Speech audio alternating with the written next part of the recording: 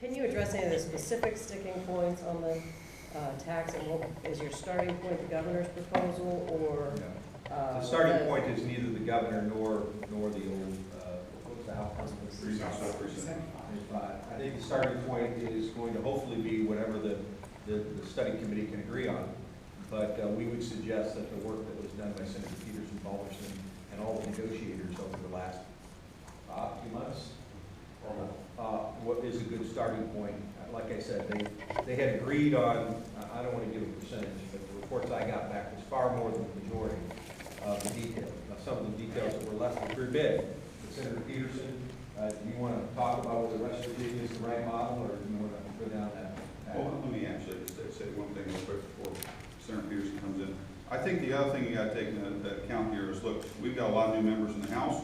We've got a lot of new folks to talk about, and the economic conditions have changed for the industry. You have states like North Dakota now that are dropping their severance tax currently. So it's a conversation we need to talk about in a new format, one that will bring everybody to the same table, including the industry, so that we're all on the same page. But it's also an effort to make sure that we're doing the right things to continue to let the industry grow in the state and continue to move our state in the right direction. So that's what is something that we need to be able to address and talk about. Our folks in the House, we're very committed to sitting down with the President of the Senate and his team and the administration to get to the answer. This has been what we've said from the very get-go since I became Speaker and came into position that, look, we want to have this conversation, but we're going to have it outside the confines of the budget, and that's where we'd like to have it. Can you address whether it will be a tax hike in the end, or even if that is known? I think the Speaker gave us some best answer. You know, it's very appropriate. We've been working on this in great detail for the last couple of months. So we have some understanding. I think we want to take a step back, work with our House colleagues, while Representative McLean and Representative Shearer, those are the ones that are appointed to the committee. They've got great knowledge. You know, that's only 4 of the 7 member committee. Administration's going to be a piece of it, and we got a couple of Democratic colleagues that are on the department. So we're going to step back, go forward. 375 is a good base. I think West Virginia model is a model that we spend a lot of time focusing on. I think Troy, Senator Balderson, has read every tax plan of every state over the last few months. I've read the ones that he suggested I look at.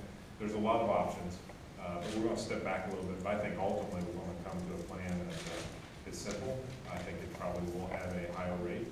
And I think the important thing, probably the thing I've forgotten to say, but all forgotten to say, is that the oil and gas industry is very important.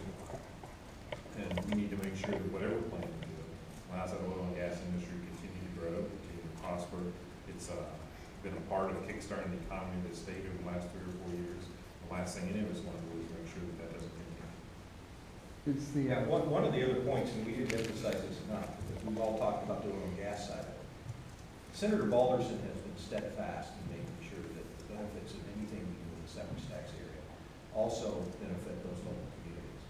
And so one of the things that we fight on there is to make sure some of that revenue is shared, particularly for public works type projects, in those local impacted communities to try and bring them up to the Ohio experience that the rest of the state enjoys.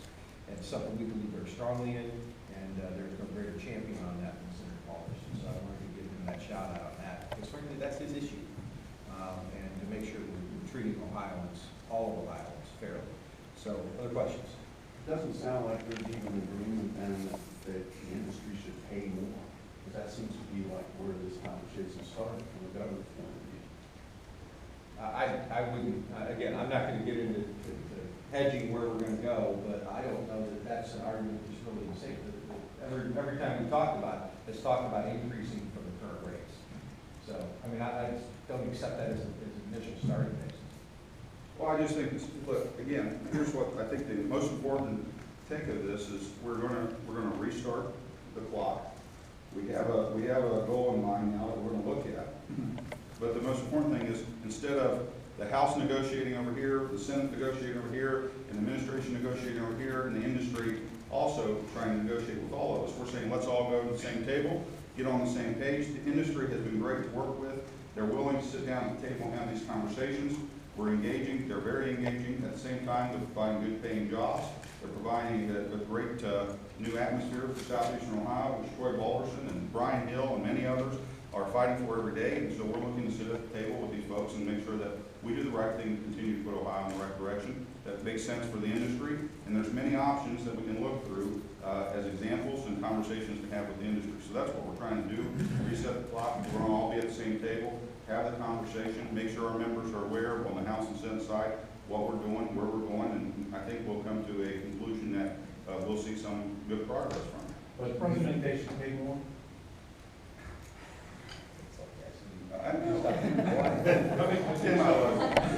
Look, we're going to, this is the conversation we're starting to engage in. And this is something that the House and Senate and the administration, with the industry, we will sit at the table and have that discussion. What does it look like? How does it, where's it going to go? Clearly, if we're talking about severance tax, we're increasing it from the current rate. So that's a pretty obvious conclusion. So we have to have that conversation, but what we need to talk about is what is the right steps, what does it look like? Clearly, the Ohio House, we have done this already with House Bill 375, so this is not a misnomer that the House has agreed to sit with the industry and do this in the past. So what we're now saying is, what is it going to take to go beyond either what parts of 375, what conversations the senators, Balderson and Peterson have had with the industry over the 2 months, the administration and the industry can come to a conclusion to make the best result move forward for Ohio. President, what about the conversations you've had in the last 2 weeks makes you believe that there is some common ground to find between your position, the governor's position, and the House position on this? Because frankly, from the outside, we're not seeing much of that. I will just tell you that I'm optimistic based on the reports I was getting back from local people in the industry. Tom Ehouse has been active on the industry side. Bob Peterson, who I think is one of our smartest, hardest working members. Troy Balderson, who's also one of the smartest, hardest working members. They're all the smartest, hardest working members. And the reality is they're giving us very positive reports back. I mean, there were times when, people would take, I thought, not helpful steps publicly or privately, and I would be ready to respond, and Bob would come to me and said, hey, hold up. We had one of the most productive meetings today that we've ever had. We made major ground. Even people were coming out scratching their head and saying, we're going to get this done. I was optimistic up until, frankly, Saturday, that we were going to have this done and have a compromise that we could put in the budget. And that's how productive I think the negotiations were.